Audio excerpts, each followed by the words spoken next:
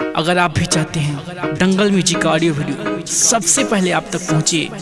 तो red colour के button को दबा के चैनल को सब्सक्राइब करें और साथ में बेल आइकन को दबाना ना भूलें।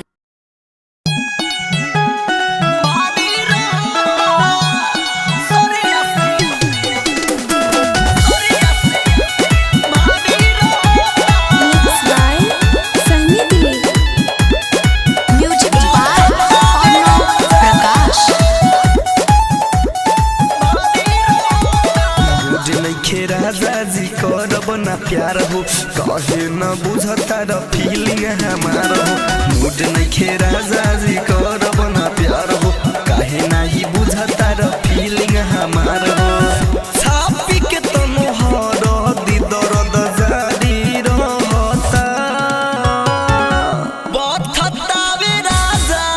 जी कमरिया सरिया से भारी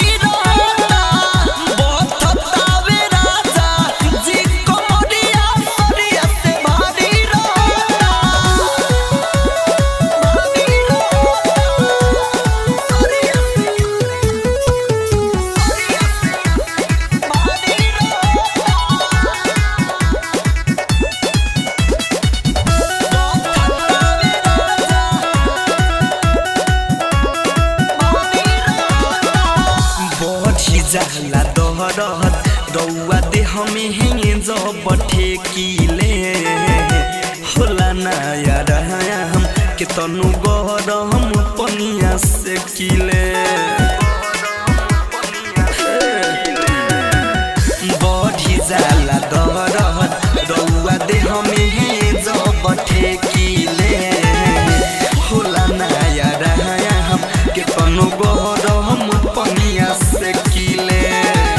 कोडिले हरन के तनु जानकारी रहता बथता वे राजा जी कमरिया सरिया से भारी रहता बथता वे राजा जी कमरिया सरिया से भारी रहता